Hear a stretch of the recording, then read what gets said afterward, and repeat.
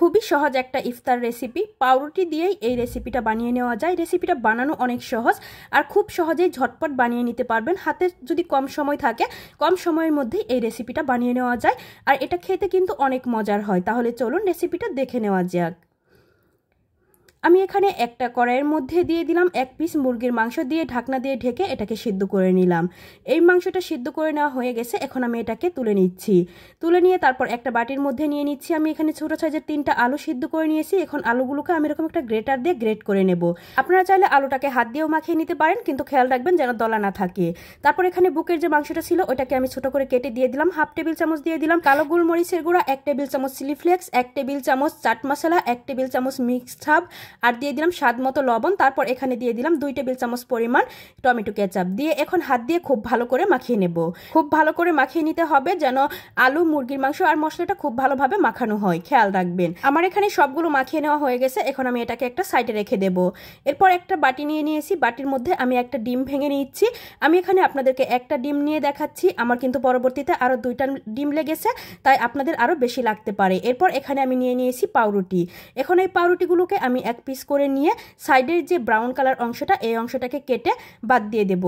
আমি আপনাদেরকে আরেকটা কেটে দেখাচ্ছি। দেখেন, এটা কেটে নিতে কিন্তু খুবই সহজ। এইভাবেই আমি সবগুলো কেটে নিয়েছি আর এই বাড়তি অংশটা দিয়ে আমি ব্রেড ক্রাম্বস বানিয়ে নেব। এরপর এই পাউরুটিটার মধ্যে আমি সেই আলু আর মুরগির মাংসের যে মিশ্রণটা আছে সেটাকে দিয়ে খুব ভালো করে পুরোটা রুটি একদম ভরে দেব। একটু বেশি করে এই পুরটা দিয়ে দেবেন যেন বেশি পাতলা না হয়। খেয়াল রাখবেন। এটা এইভাবে দিয়ে আমি পুরোটা দিয়ে দিয়েছি একটু মোটা করে। তারপর উপর থেকে আরেকটা পাউরুটি দিয়ে দিলাম, দিয়ে হালকা একটু প্রেস করে দিলাম। এখন এটাকে আমি লম্বালম্বি করে কেটে নেব। কেটে নিয়ে তারপর আড়াআড়ি করে আবার কেটে নেব। এখানে আমার একটা পাউরুটি থেকে 4টা পিস বের হয়েছে। আপনারা চাইলে এইভাবে পুরোটাই ভেজে নিতে পারেন, কিন্তু এইভাবে ছোট করে ভাজলে এটা দেখতে সুন্দর লাগে। আর একইভাবে আমি সবগুলো বানিয়ে নেব।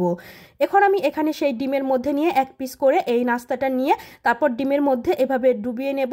নিয়ে তারপর নিয়ে নেব ব্রেড ক্রাম্বসের মধ্যে। এরপর ব্রেড ক্রাম্বস দিয়ে খুব ভালো করে কোট করে নিতে হবে। আমি খুব ভালো করে কোট করে নিচ্ছি যেন কোনো জায়গায় সাদা না থাকে। খেয়াল রাখবেন। এভাবেই আমি সবগুলো কোট করে নিয়েছি। এখন আমি এগুলোকে ডুবো তেলে ভেজে নেব। চুলায় আমি ফ্রাইং প্যানে তেল গরম করে নিয়েছি। এরপর একটা একটা করে নাস্তা এখানে দিয়ে দিলাম। এই নাস্তাটা ভাজার সময় চুলার জালটাকে কমিয়ে দিয়ে ভাজতে হবে। বেশি জালে ভাজতে গেলে কিন্তু নাস্তাটা পুড়ে যাবে। তাই তেলটাকে ভালো করে গরম করে নিয়ে চুলার জালটাকে মিডিয়াম টু লো হিটে রেখে নাস্তাগুলোকে ভেজে নিতে হবে। একটা সাইড ভাজা হয়ে গেছে। এখন আমি উল্টিয়ে দিচ্ছি। দেখতেই পাচ্ছেন খুব সুন্দর একটা কালার কিন্তু এসেছে। আর অবশ্যই কিন্তু নাস্তাটাকে চুলার জাল কমিয়ে রেখে ভেজে নিতে হবে, জাল বাড়িয়ে দেওয়া যাবে না। সবগুলোই আমার এখানে উল্টিয়ে দেওয়া হয়ে গেছে। এখন আমি এখানে আরও কয়েক সেকেন্ড ভেজে নেব। এটা ভাজতে কিন্তু অনেক বেশি সময় লাগে না, 2 মিনিটের মতো ভাজলেই হয়ে যায়। খুব সুন্দর একটা কালার চলে আসে। আমি আপনাদেরকে অপর পাশটাও উল্টিয়ে দেখাচ্ছি। দেখেন কত সুন্দর একটা কালার চলে এসেছে। খুব সহজেই আপনারা এই নাস্তাটা বানাতে পারবেন আর ইফতারিতেও রাখতে পারবেন। এটা খেতে কিন্তু অনেক বেশি মজার হয়। ছোট থেকে বড় সবাই খুবই পছন্দ করবে। এখন আমি এই নাস্তাগুলোকে তেল ঝরিয়ে নামিয়ে নেব। আর এটা বানাতে কিন্তু খুবই অল্প সময় লাগে। আপনারা বিকেলের নাস্তায় কিংবা ইফতারের টেবিলে এটা রাখতে পারেন। আপনারা চাইলে বাচ্চাদের টিফিন বক্সেও এটা দিতে পারেন।